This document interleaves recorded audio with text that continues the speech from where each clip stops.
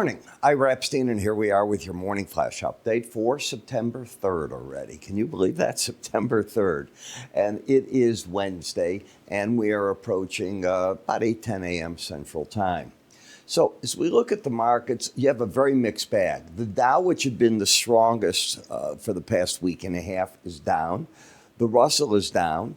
And you're getting a rally rotation back into the NASDAQ and the S&P. I laugh because these rotations go on, but the overall market is not acting bearish, which is basically what you would think September is going to be, because September is notorious for being a down month. So far, not there. You're breaking down on some of the energies, not the nat gas. Nat gas could be headed into the 315 area here, possibly 330 on short covering. What's going on here is suddenly we're starting to hear from some delegates that meet this Sunday in OPEC that what might take place is actually another increase in the output. Well, you have a market that's predicted to be flooded later in this year into next year, and adding more, that'd be a bit bearish. The markets are waiting for the JOLTS report this morning. Now, talking about that, maybe we go to the data and you look at it. We just had the weekly retail sales. And as I said in my futures update this morning, they've been running 6.5%. They still are. In Chicago, the kids are all back in school, but that's not the way it is necessarily around the whole country. So maybe that's what you're getting. Interestingly, Macy's came out this morning with forward guidance that is up in the market. In terms of their sales and where they're at. They think they're at a major turning point, but they're talking, and I bring this up because they do see the consumer pulling back, yet they're looking for their own sales to jump. It's confusing to me. U.S. factory orders are going to come out at 9 this morning, and at 9 you're going to get the all-important JOLTS number.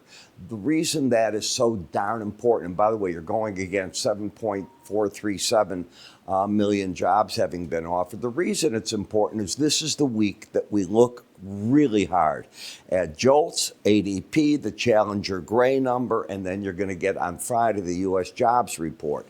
If they all come in on the light side, be careful, the stock market can take off on you. Why? Because the market's going to say the Fed's going to cut, and they're going to cut mid-month in September. If these numbers come in strong, it's a whole different world. Why cut right now? It gets very interesting. Google, a federal judge, basically said, and you can read this if you hit pause as to what's there, but they won their case. They don't have to get rid of Chrome. They have to share some data. They can't have exclusivity, but I think that they got most of what they wanted, and it's a win for it. The stock's up about 6.5% this morning. I want to remind you before I get further along here that we extended our Labor Day sale through tomorrow. We're still getting people lining up. We're getting sales regularly throughout the day.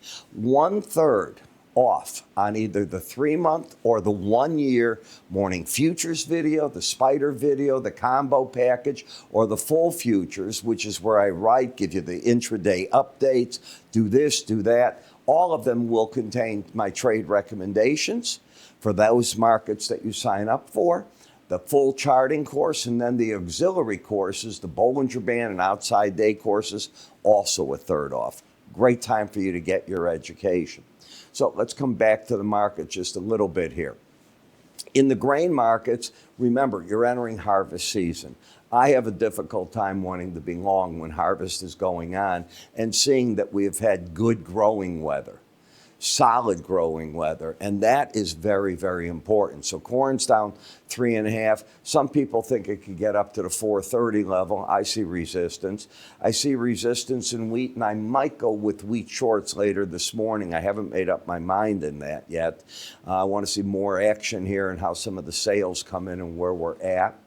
In the gold, this is called a melt-up. I don't know if you've ever been in one.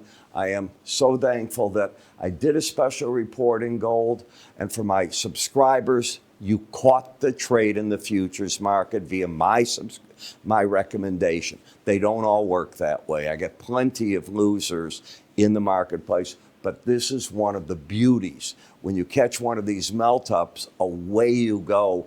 And this market, from where clients were looking, it's over $200 an ounce from that. I'm so glad I did that special report. And yes, I'm looking for another one.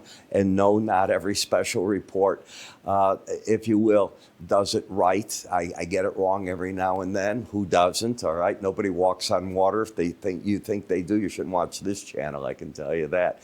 Fall into those traps. Oh, these people, they're always coming on my website, not my website, my YouTube channel. Oh, I went with Mary Joan, and I'm making up a name. And I just made $31,000 with her, and you can too. And I take them off. I don't know why YouTube allows these things to do it, and they just do. In any case, I'm Ira Epstein. Remember, you can click up here at any time. It'll take you right to the free offers that we have, courses or research. It's all set up for you. It ends tomorrow for sure. That I can tell you. Ira, take care.